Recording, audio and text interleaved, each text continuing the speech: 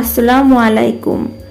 ঈদ উৎসবে বা যে কোনো সময় অতিথি আপ্যায়নে সিমাইয়ের ডেজার্টগুলো আমরা সবাই কম বেশি রান্না করি, তবে এগুলোর মধ্যে লাচ্চা সিমাই দিয়ে লাড্ডু আমার মনে হয় অনেকেরই ট্রাই করা হয়নি। এটি ভিন্ন স্বাদের এবং অসম্ভব মজার একটি লাড্ডু রেসিপি। এই লাড্ডু রেসিপিটা দেখতে যতটা না সুন্দর, খেতে তার থেকে অনেক মজার। লাড্ডুটি ছোট বড় সব বয়সের মানুষ পছন্দ করবে, এটা আমি বলতে পারি। এখন চলুন লাড্ডু তৈরির মূল রেসিপিতে চলে যাই। আজ আমি লাচ্চা সেমাই দিয়ে লাড্ডু তৈরি করে দেখাবো। তো এর জন্য এখানে আমি বনফুল লাচ্চা সেমাই 1 প্যাকেট নিয়ে নিচ্ছি। তবে আপনারা চাইলে বনফুল ছাড়াও অন্য কোনো কোম্পানির লাচ্চা সেমাই দিয়ে এই লাড্ডুটি তৈরি করে নিতে পারেন। এই লাড্ডুটি যেমন বানানো সহজ, তেমনি খেতেও অনেক মজার। এখানে 200 গ্রাম সেমাই আছে। সেমাইগুলো ভাঙা থাকে, তাই এক্সট্রা কিছু করতে হবে না। এখন চুলায় একটা প্যান বসিয়ে তাতে 2 টেবিল চামচ ঘি দিয়ে দিচ্ছি। ঘিটা একটু গরম হয়ে এলেই এখানে হাফ টেবিল চামচের মতো চীনাবাদাম কুচি দিয়ে দিচ্ছি। এখন বাদামগুলো একটু ভেজে নিব। এখানে আপনারা আপনাদের পছন্দ মতো বাদাম নিতে পারেন। চুলার আঁচটা মিডিয়াম টু লো এর মাঝামাঝি রেখে বাদামগুলো ভেজে নিচ্ছি। বাদামগুলো ভাজা হয়ে গেলে এখানে আমি সেই লাচ্চা সেমাইগুলো দিয়ে দিচ্ছি। লাচ্চা সেমাইগুলো দিয়ে আমি 3 থেকে 4 মিনিটের মতো ভালোভাবে ভেজে নিব। এরপর যে চুলার আঁচটা লো ফ্লেমে রেখেছি। এগুলো ভেজে নেওয়া হয়ে গেছে। এখন আমি এখানে 1 কাপের মতো দুধ অ্যাড করছি। পুরা দুধটা এখানে একবারে দিব না, প্রথমে অল্প কিছু দুধ দিয়ে ভালোভাবে মিশিয়ে নিয়ে বাকি দুধগুলো দিয়ে দিচ্ছি।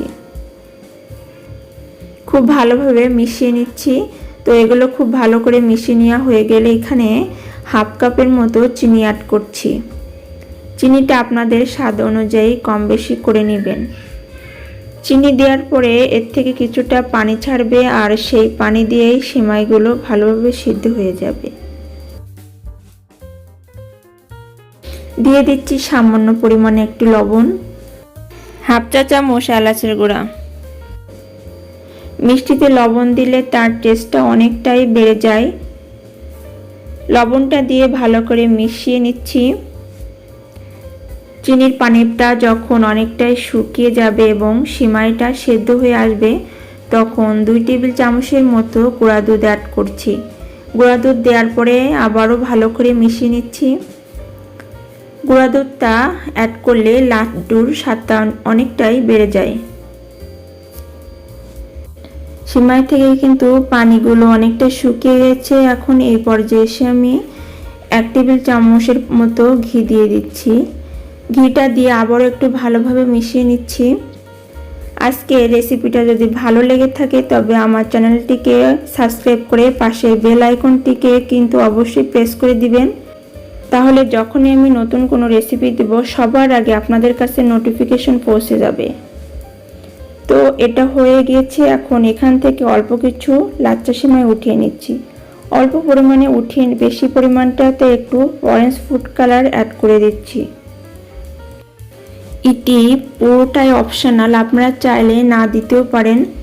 লাড্ডুটা দেখতে সুন্দর লাগার জন্য কালারটা দিচ্ছি, আপনারা চাইলে কালারটা স্কিপ করতে পারেন। তো ভালো করে মিশিয়ে নিচ্ছি। এটা মেশানো হয়ে গিয়েছে। এখন চুলাটা বন্ধ করে দিচ্ছি। এগুলো আমি একটি পাত্রে উঠিয়ে নিচ্ছি। সাদাটা এভাবে ছোট ছোট বল করে নিচ্ছি। এখন অরেঞ্জ কালার থেকে কিছুটা সেমাই হাতে তুলে নিয়ে একটু চ্যাপটা করে নিচ্ছি।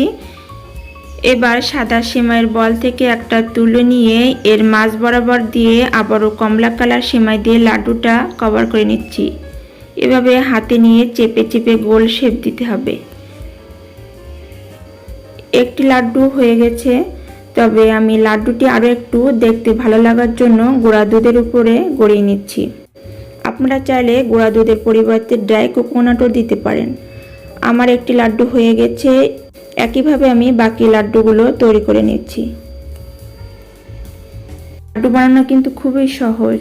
যে কেউ এই রেসিপিটা সহজে বাসায় তৈরি করে নিতে পারেন। তাছাড়া এটি দেখতে যতটা না সুন্দর, খেতে তার থেকে অনেক মজার।